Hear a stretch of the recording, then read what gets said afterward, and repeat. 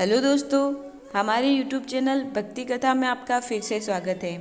आज मैं आपके लिए लेके आई हूँ गणगौर व्रत पूजा विधि तथा गणगौर की पूजा सामग्री, पूजा विधि और उद्यापन विधि। यह पर्व चैत्र मास की शुक्ल पक्ष की तृतीया को मनाया जाता है। इसमें अविवाहित कन्याएं मनोवांछित वर पाने के लिए गणगौर की पूजा करती हैं, जबकि सुहागिनें त्योहार को मनोयोग से उत्साह से मनाकर ईश्वर शिव और पार्वती जी की पूजा कर अपने परिवार और पति की लंबी आयु और सुख समृद्धि की कामना करती हैं। गणगौर पर परंपरागत गीतों के साथ ईश्वर शिव और पार्वती जी का पूजन किया जाता है। वैसे तो सुख सौभाग्य के लिए होने वाले पूजन की शुरुआत होली के दूसरे दिन से ही हो जाती है। धुलंडी के दिन होली की राख से 16 गणगौर बनाकर 16 दिन तक पूजा की जाती है। इस प्रकार गणगौर का पर्व चैत्र मास की कृष्ण पक्ष की पड़वा से ही आरंभ हो जाता है, लेकिन इस पर्व की मुख्य पूजा चैत्र मास के शुक्ल पक्ष की तृतीया को ही की जाती है। 16वें दिन चैत्र शुक्ल तृतीया को शाम को पूजा के बाद तालाब या सरोवर में गणगौर के मंगल गीत गाते हुए गणगौर ईश्वर और गौर की प्रतिमाओं का विसर्जन किया जाता है। प्रतिदिन की पूजा सामग्री। जिस तरह इस पूजन का बहुत महत्व है, उसी तरह पूजा सामग्री का भी पूर्ण होना आवश्यक है। पूजन सामग्री निम्न प्रकार की होती है: लकड़ी की चोटी, चौकी, बाजोट, पाटा, तांबे का कलश, काली मिट्टी या होली की राख, 2 मिट्टी के कुंडे या गमले, मिट्टी का दीपक, कुमकुम, चावल, हल्दी, मेहंदी, गुलाल, अबीर, काजल, घी, फूल, धूप, आम के पत्ते, पानी से भरा कलश, पान के पत्ते, नारियल, सुपारी, गणगौर के कपड़े, गेहूँ, चुनेरी का कपड़ा। उद्यापन की सामग्री। रोज की पूजन सामग्री उद्यापन में भी लगती है, परंतु उसके अलावा भी कुछ सामग्री है जो कि आखिरी दिन उद्यापन में आवश्यक होती है। आटे व बेसन के गुने, फल, वस्त्र और सुहाग पिटारी या 16 श्रृंगार का सामान।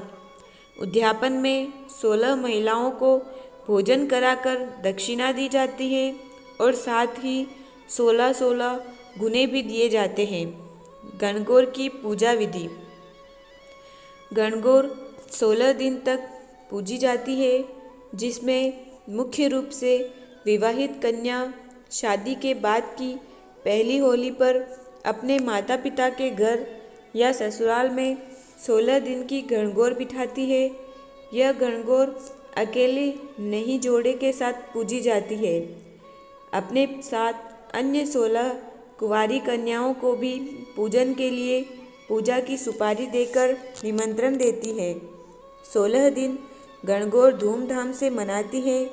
अंत में उद्यापन कर गणगौर को विसर्जित कर देती है।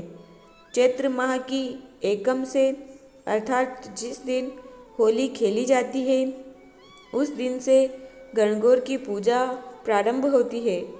ऐसी स्त्री जिसकी विवाह के बाद की पहली होली है, उनके घर गणगौर का पाटा या चौकी लगाकर पूरे 16 दिन उन्हीं के घर गणगौर का पूजन किया जाता है। सर्वप्रथम चौकी लगाकर उस पर साथिया बनाकर पूजन किया जाता है। उसके उपरांत पानी से भरा कलश, उस पर पान या अशोक या आम के 5 पत्ते उस नारियल पर रखते हैं। ऐसा कलश चौकी के दाहिनी ओर रखते हैं। अब चौकी पर 1.25 रुपया और सुपारी गणेश जी स्वरूप रखकर पूजन करते हैं। फिर चौकी पर होली की राख या काली मिट्टी से 16 छोटी छोटी पिंडी बनाकर उसे पाटे या चौकी पर रखा जाता है। उसके बाद पानी से छींटे देकर कुमकुम चावल से पूजा की जाती है। दीवार पर कुंवारी कन्या 8-8 और विवाहिता 16-16 टीकी क्रमशः कुमकुम, हल्दी, मेहंदी, काजल की लगाती हैं। उसके बाद गणगौर के गीत गाए जाते हैं और पानी का कलश साथ रखकर हाथ में दूब लेकर जोड़े से 16 बार गणगौर के गीत के साथ पूजन करती है।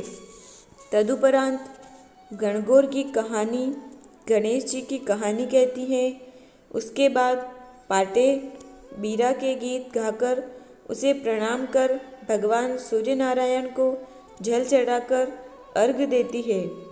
ऐसी पूजन वैसे तो पूरा 16 दिन करते हैं, परंतु शुरू के 7 दिन ऐसे ही पूजन के बाद 7वें दिन शीतला सप्तमी के दिन सायंकाल में गाजे बाजे के साथ गणगौर भगवान व 2 मिट्टी के कुंडे कुमार के यहाँ से लाते हैं।